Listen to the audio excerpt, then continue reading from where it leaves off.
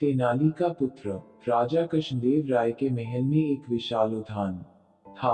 वह विभिन्न प्रकार के सुंदर सुंदर फूल लगे थे।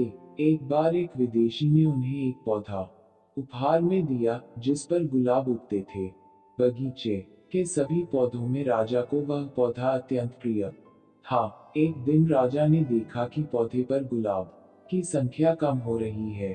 उन्हें लगा कि हो न हो अवश्य ही कोई गुलाबों की चोरी कर रहा है।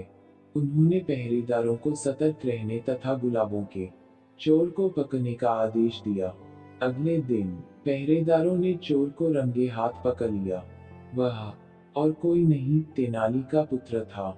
उस समय के नियमानुसार किसी भी चोर को जब पकड़ा जाता था तो उसे विजयनगर की सड़कों पर घुमाया जाता था।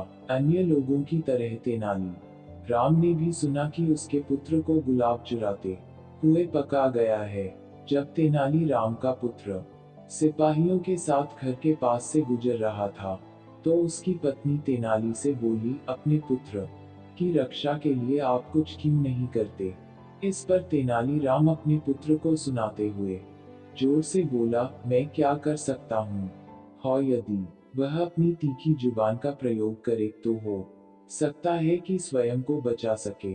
तेनाली राम के पुत्र ने जब यह सुना तो वह कुछ समझ नहीं पाया।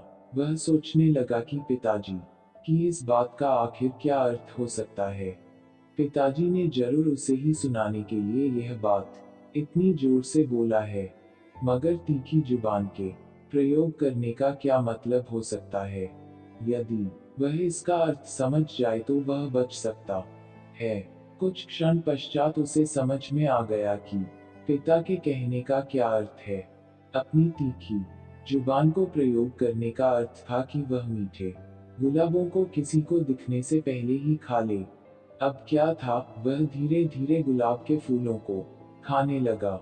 इस प्रकार महल में पहुंचने से पहले ही वह सारे गुलाब खा गया और सिपाहियों ने उस पर कोई ध्यान भी नहीं दिया।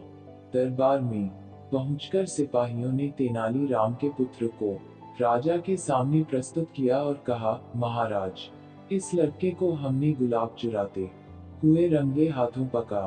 अरे, इतना छोटा बालक और चोर। राजा ने आश्चर्य से पूछा।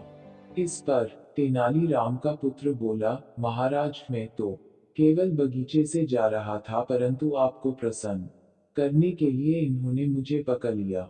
मुझे लगता है कि वास्तव में ये स्वयं ही गुलाब चुराते होंगे। मैंने कोई गुलाब नहीं चुराया।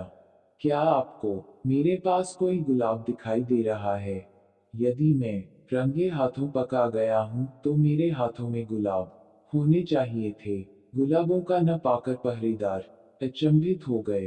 राजा उन पर क्रोधित होकर बोले, तुम एक सीधे साधे बालक को चोर कैसे कह सकते हो? इसे चोर सिद्ध करने के लिए तुम्हारे पास कोई सबूत भी नहीं है। जाओ और भविष्य में बिना सबूत के किसी पर अपराधी होने का आरोप मत लगाना।